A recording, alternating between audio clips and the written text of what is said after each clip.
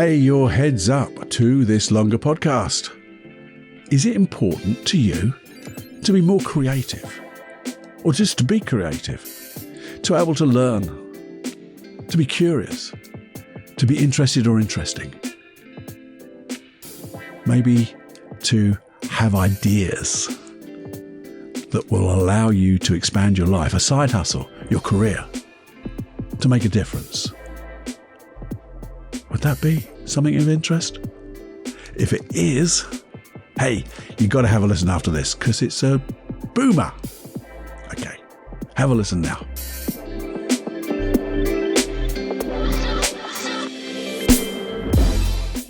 Warning. Warning. Warning. Warning. You are entering into the unplugged mind of Paul Clough. Too late. Personal Development Unplugged. Hey, my friend, the longer podcast of, well, getting rid of anxiety, getting loads of bags of confidence and things like that. And what I want to talk to you today about, well, I actually want to ask you a question. Would you like to be a person, the person, you, that has loads of ideas, things that really, well, would it be important to you to be more creative, to be able to learn more things, to be curious for things that excite you and be excited? Would it be important to you to not only be interested, but interesting? Would it be important to maybe on that business side too, and I don't like the word hustle, but have those side hustles? Or maybe just getting really interested in things that spark you outside your work, your career. Just spark your interest. Maybe it's part of your career that you could really actually light up because you can be so creative and do all of that with confidence. You know, anxiety be gone, we'd say, and replace it with excitement, curiosity. Imagine what that would be like. Imagine a life where, not all the time, because maybe being full of ideas all the time might be overwhelming and not necessarily appropriate, but when it is appropriate, when you do need an idea, when you want to be, as I say, interested and interesting, and be able to just be more confident in yourself, what would that be like? Just imagine now, if that was the case, what would that be like? What type of ideas might you have? You know, how curious would you be? How excited would you be? And what would that excitement feel like? Yeah, I think it'd be pretty good, wouldn't it? Just being like that. And you see, what I'm going to talk to you about is nothing new. Well, it is new, but it's not really new because we're going to use, as always, natural occurring things. But it's the things that people don't use, even though they're natural. Or if we use them sometimes in the wrong way. And we'll talk about that.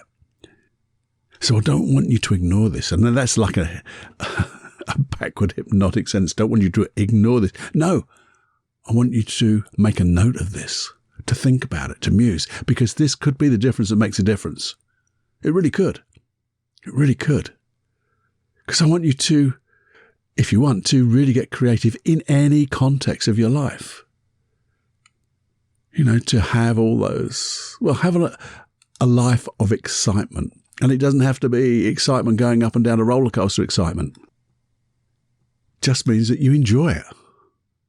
Enjoy it with curiosity. Again, what a wonderful way that would be, wouldn't it?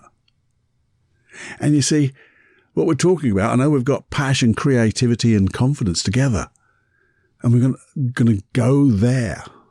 How do you get passion? How do you become creative? How do you become confident in all of that? Well, I'm going to talk about that. But I was spurred on by this because, see, I'm not a neurologist. I'm a hypnotist, but not a neurologist. And someone was trying to explain, well, it was on a podcast, I think, or I always listen to those things, or reading about it. I can't remember now. I think I was listening to it. And they were explaining that the mind, your mind, my mind, doesn't think with a hierarchy. Can't even say that, can I? With a hierarchy. It doesn't put things in that value order, even though we have values, obviously. And that seemed to make sense. I know we've got like the Maslow's hierarchy of needs, but they're of needs, aren't they? They're human needs, not thoughts. But then we've also got fight and flight. That's pretty much up on the hierarchy, I think. But that's about safety. Now, in NLP, we talk about the prime directive of the unconscious mind. And the very prime directive is to keep you safe. Hence, fight, flight, and a bit of freeze, I guess. Is to keep you safe and healthy. To keep your body in the right place, the right things. If you hear about these people who get either superhuman strength sometimes too, because they need it just then to be safe. Or if they're trapped and they're in the cold, the unconscious mind, like your body, just shuts off various things that you don't need to keep you alive. And that's the prime directive, to keep you alive. But again, that's not thoughts. That's a physical thing for your body. But you see, then I started to think about this hierarchy of thoughts, and I'm not sure. You see, it didn't make sense to me to have a hierarchy of thoughts, because I was thinking, how come we get ideas out of the blue? They're not connected to anything. They just come out right out of the blue. I mean, I can be in the shower. I'm doing nothing. Well, you know what I'm doing, being clean. And all of a sudden, boom, I've got an idea about something. Trouble is, got nothing to work with. Why does that happen? Or I'm just about to go to sleep. Boom. Yeah, I've got a bit of free time, and my mind sometimes goes haywire over something else, which is a bit like your fight and flight, trying to get you to be anxious about something to protect you. But also you get these ideas. Or you're just driving down the road. Or for me, it's I'm walking the dog. I know my son Joseph, he goes running. And while he's running, boom, he gets an idea about something. They're not more important than any other idea. They're just ideas. And some of them are exciting, aren't they? And so it was explained that instead of having a hierarchy of thought, which linked well with this bit about just getting things out of the blue, it's just a network of links. And all these things are linked together. And I thought, that seems to make sense to me, because I've heard about neural pathways, and we've got bloody thousands of those, haven't we? We can create new neural pathways, or we can use old ones.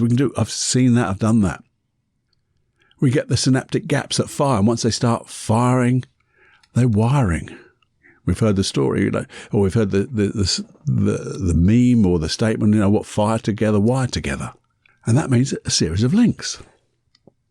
And if that's what it is, and it seems to me, I don't know what it seems to you, but it seems to me that's pretty logical in my little old brain.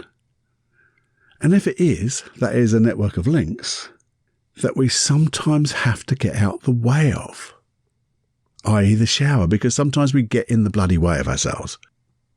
And that's why we start doing too much, put pressure on ourselves. And when we put pressure on ourselves to think about things, I've got to have an idea. What happens? Absolutely bloody nothing, does it? Those ideas don't come. But it's like when you're in the shower, when you're in the toilet, God forbid, that's another picture we don't want to see. But when you're just running, walking out in the countryside, and something sparks your imagination, then I thought, well, how can we use this? How can we use this network of links to create more of those ideas that, I talked about, such as being more creative, to be able to learn things. Because sometimes we have an idea about where to learn, who to ask, what to do, why you need to learn it. Ideas about being curious that just excite us. Being interested and interesting. Getting ideas for maybe a side hustle or a hobby, or just something that really just fulfills us. And I always notice when we have those type of things, we do seem to have not only just curiosity, but we do have a confidence about that, because we also know that it hasn't happened yet. So how can you get anxious about something that hasn't happened? Yeah, we do, don't we? We get anxious about stuff that hasn't happened. But that's another thing. We'll talk about that. This is about exciting things. But what I want to talk about first is before we really get into the hows. You see, I use this, and I didn't realize it until I started putting this together, that I use this series of links and getting out of the way with my clients. And what I do is I get them to do a mind map of what their change means to them. But I always ask them to leave one of the legs without a thought and then come back to it in the morning or in the evening. And that's one of the only guarantees, the old Cloughy guarantee I give, is that I just guarantee that your unconscious mind will come up with something, because that's what happens. It goes away and you've put that seed into your unconscious mind and it begins to germinate. And then when you come back, it goes, oh, I know the answer to this. Don't even think about it. Just write this down. And it really works. It's never failed. And I've also heard about writers who, instead of getting to that nice, comfortable place at the end of a chapter or at the end of a paragraph, they stop mid-sentence and come back to it in the morning. And it just works because they come back and all of a sudden they just got that inspiration. So we getting out of the way, letting our unconscious mind do that. So I thought to myself, how can we do that and use this series of links, this network of links, to enhance that network of links? So when they really start firing and wiring together, they give you a wonderful set of thoughts, ideas, intuition. And you think, well, what do you mean, Cloughy? How can you put both together? Well, I'm going to tell you.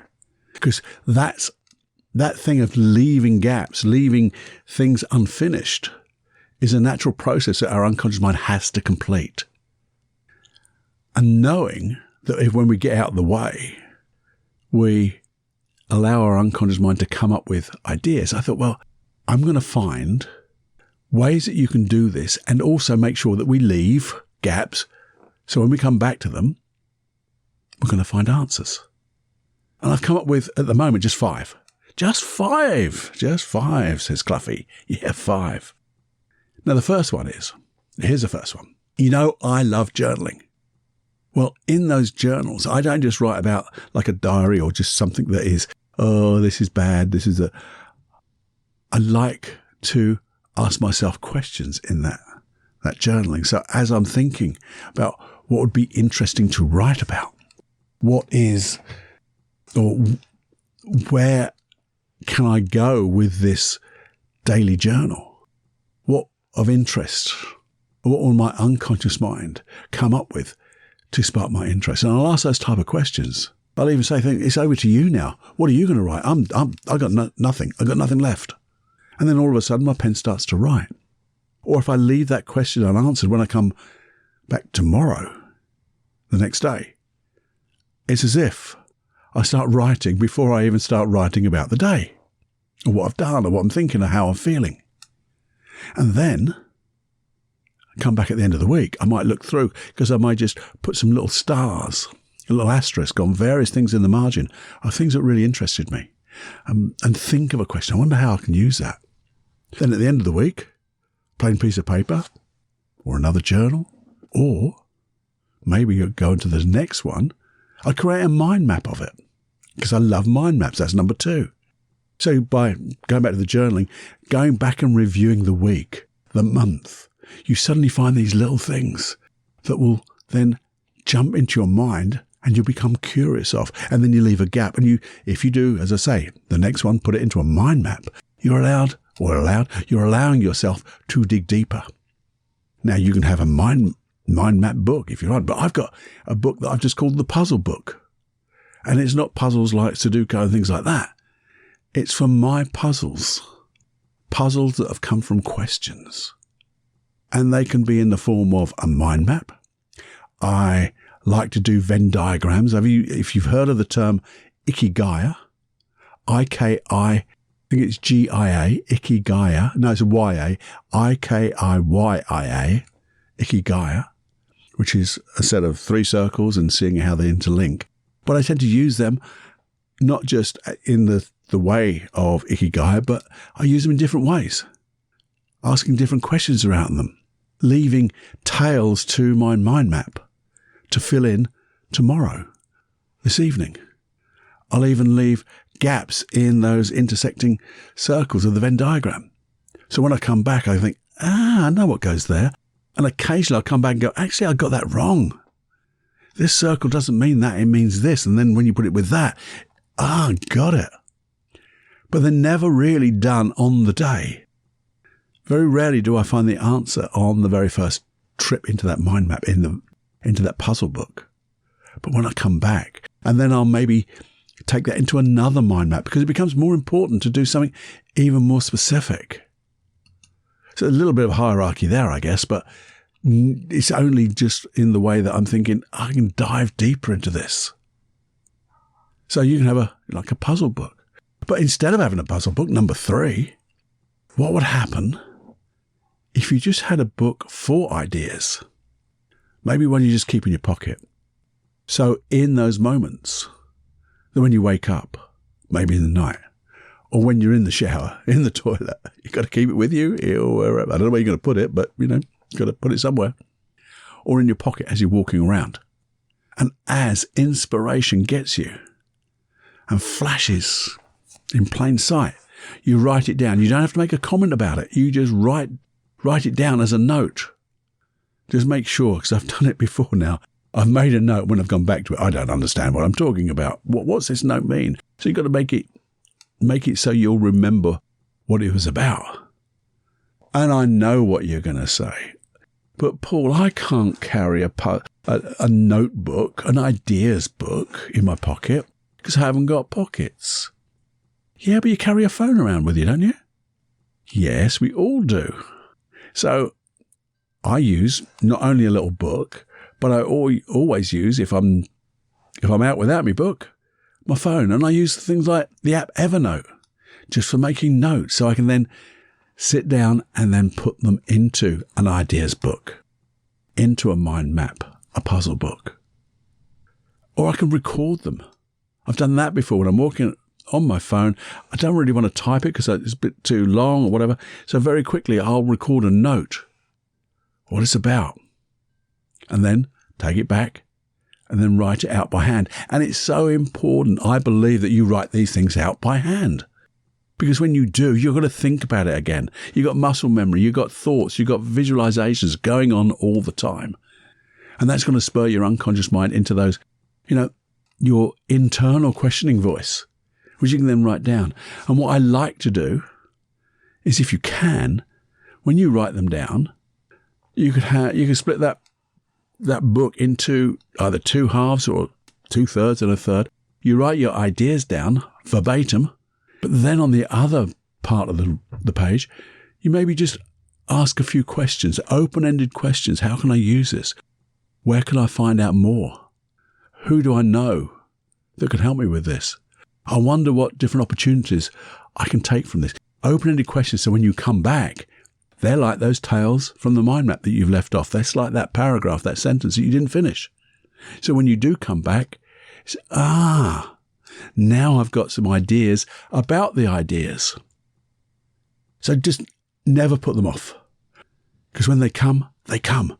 And you'll probably have noticed, the same as me, that sometimes I have an idea and I haven't got my phone. Or I think, do you know what? I'll remember that. And I'll say it, even that I must remember that. I'll be very specific, hypnotic as it were, and a hypnotic command. Remember that. And even then, I can forget about it. Because other things come and distract you. But if I've recorded it somewhere, it's always there to use. But again, it's going to germinate inside those thoughts, those ideas, those intuitions. And the more you do all of this, your unconscious mind is going to go, this is brilliant. For me, it's a bit like, come on, Cloughie, there's more to come. Just clear the decks. Come on, let's get going. Let's go to the next one. And this is a little bit like, I've done it before myself with just tiny little index cards. I make notes of what I want to remember and things like that. And I know I was listening to Ryan Holiday, who does the Daily Stoic podcast and writes about Stoicism. His books or his way that he writes his books are by keeping index cards of all different things, and then he'll put them in order to create that book. But you can imagine, he's not trying to think of everything. He's putting them little thoughts on a card. And then the inspiration comes to put them together. So he's doing exactly what we're saying, and he is highly successful. But he has an awful lot of index cards. But who cares? If that's what floats your boat and you love index cards, awesome. I think you should have all of these, not just the one. Sometimes I'm more preferable to me puzzle book and me mind maps and my journal, but it doesn't matter. I'll write them on cards. I'll do anything. So these are the things you can do. Now then, what's another one? Well, I've called this next one 10 minutes of wildness. What? Yeah. I actually spoke about that. I knew I had talked about this before, recorded about it before, and it's way back in 2016 in December.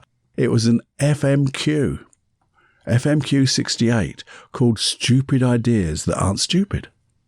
And basically what you do is you schedule 10 minutes, and it could be 10 minutes a day or just 10 minutes a week. So we've all got 10 minutes, haven't we? And again, you have to write these down, but you go wild with your imagination. You literally go, if you want to do something with your career, or you want to invent something, or you want to, whatever you want to do with your life, you go wild, as if you've got that childlike imagination that there is no boundary, there's nothing going to stop you, and if nothing could stop you do this, I wonder what comes up. And just write them non-stop. You don't even have time to think. You just keep writing these things down. Anything comes to mind. We have no criticism, no critique on this at all. And you do it for 10 minutes. Boom, just keep writing and writing and writing. Fill up a whole page. Then you put it aside for a little while. Then you come back to it. And what happens is when you look at that, you'll find there's one or two things that are absolutely ludicrous. Well, we'll put them on an index card for later. But there's one or two that just jump out at you and say, do you know what? I'm curious about that. Oh, I'm excited. I could do that. Or I can mold it. I can change it. I can just evolve it into something I can really do right now. Then you might mind map it. You might put it into an ideas, but all that stuff. So we've got all the vehicles to use this stuff. And although I've said stupid ideas that aren't stupid and going wild, it's just getting creative, but opening up the channels without criticism. Because when you don't criticize, you just let it flow. And it becomes a habit.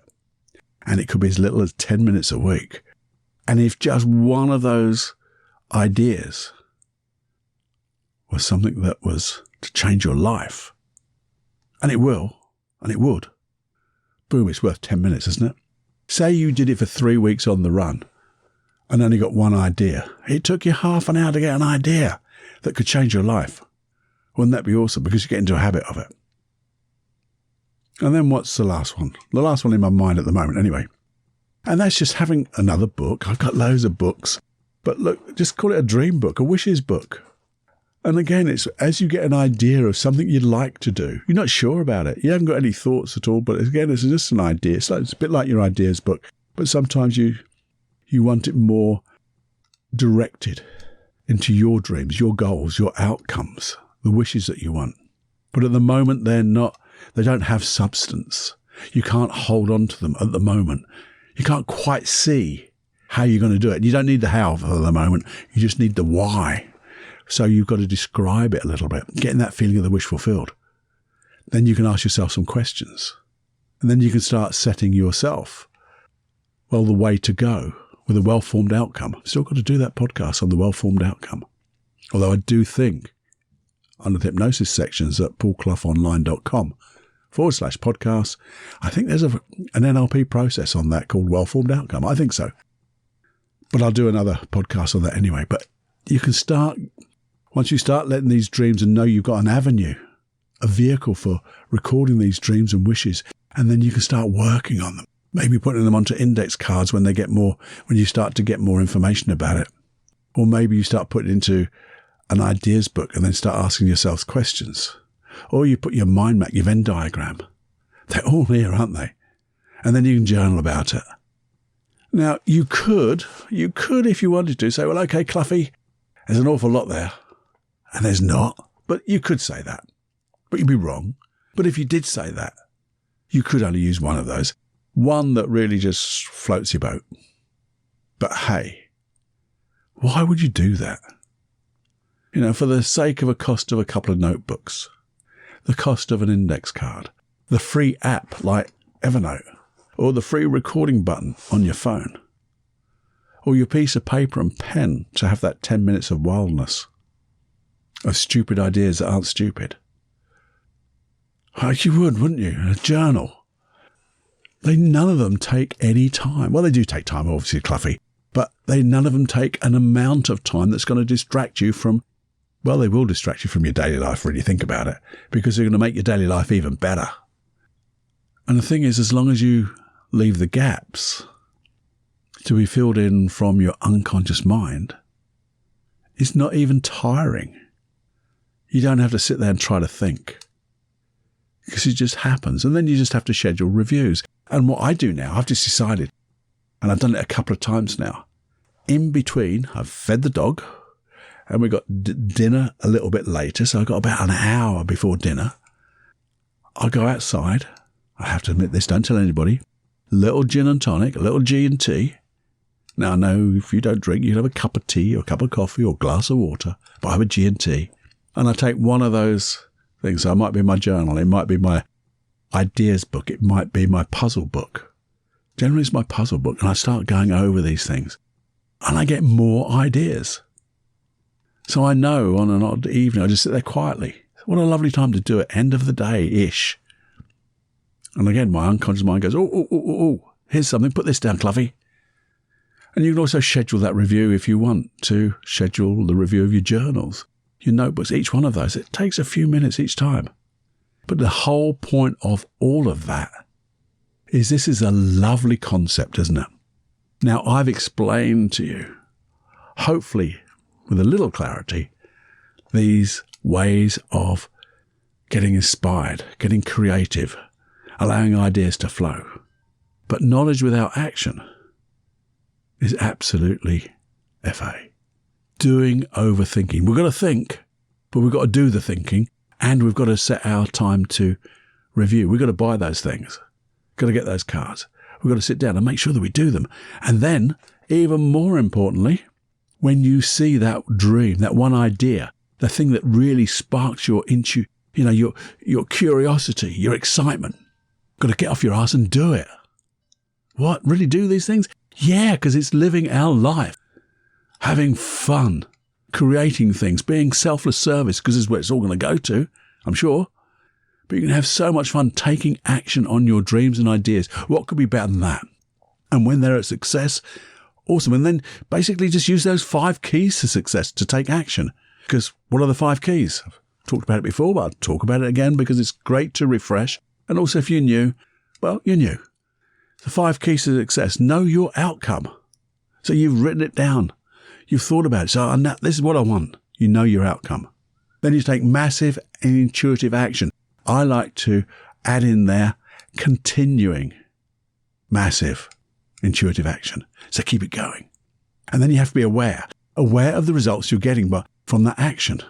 Is it in the direction you want to go, or have you got a little bit off center, out of the direction?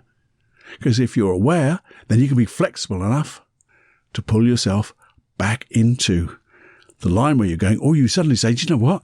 I wanted this, but now this is even bigger and better. So you've set a new outcome, which you're going to take massive and continued intuitive action. And you're being aware of what happens now. And if you need to change, pull yourself back online, you're just totally flexible. And with all of that, you act from a physiology and psychology of excellence. Acting as if, not fake it until you make it, you act as if, with the feeling of the wish fulfilled. You have to commit to it. Commit and use those 5 keys to success. You can commit by blocking out in your diary, just as Cal Newport will tell you, on his focused thinking, deep thinking, being focused. Because when you focus on these tiny little things, and they're tiny and they're simple, but in simplicity there's genius and there's big results. so you can just enjoy them. Wow. Got involved there, didn't I? So let's round up what I said, what we've talked about, what our conversation entailed, because it's good to have a little roundup, because I think I told you what I was going to say, and then I've said what I was going to say, and why don't I remind us both what I said? At least I think I said. So what do I say? I said, your brain or your mind doesn't have a hierarchy. It works in links, linking together ideas, thoughts. And it's natural to get out the way of this process. Because once you get out the way, you leave gaps, you leave legs just hanging there. You're leaving your unconscious mind the opportunity to germinate really intuitive, great ideas that you have inside you, that maybe you've heard that you've forgotten about, you've read that it's disappeared in your mind, but it's still there. Then I gave you at least 5 hows, how to record this, how to get it germinated, how to nurture it. And we're not just nurturing one idea. We've got plenty of ideas now, non-stop, just rolling out. And then we've got to commit. So we review those things, schedule them. We're committing, and we're blocking out time to actually do the work, take action with those 5 keys to success.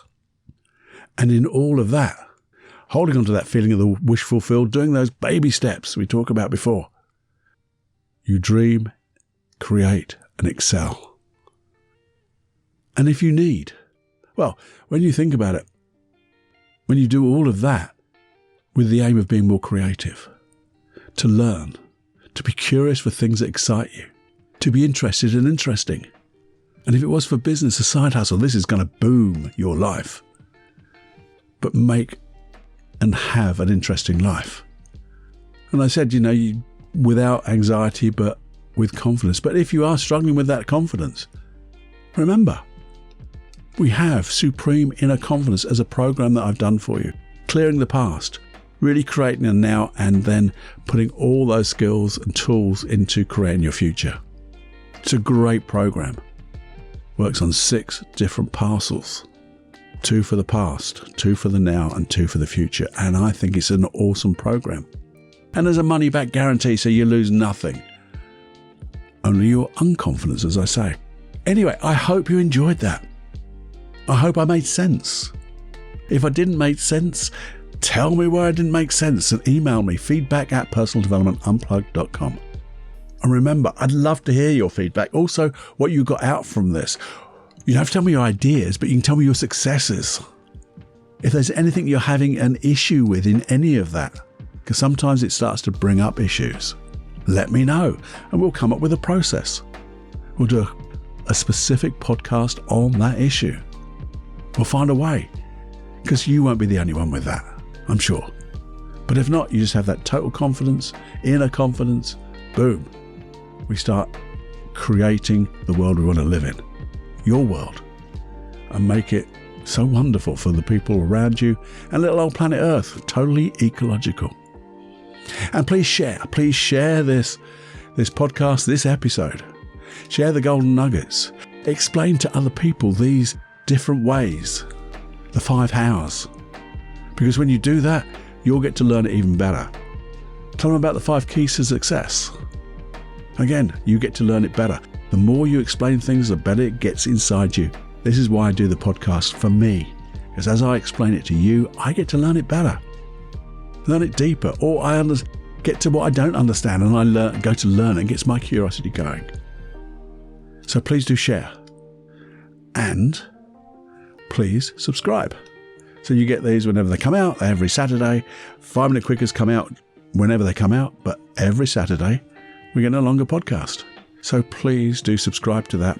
And if you could, it would be nice if you, gave one of those reviews. I would say please give a 5-star review, because I would, wouldn't I?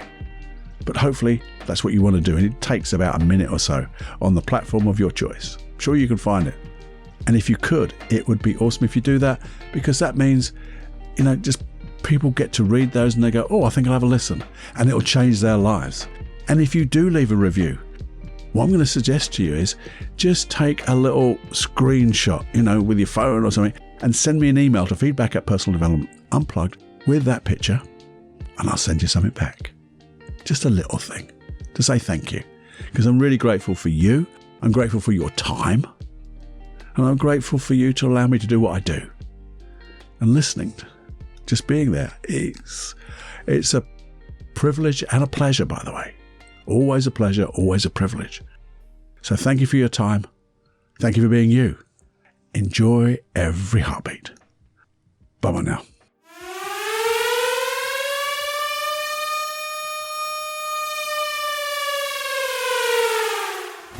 Warning, you are now leaving the unplugged mind of Paul Clough. It's time to fly on your own. Be brave, my friend. Personal Development Unplugged.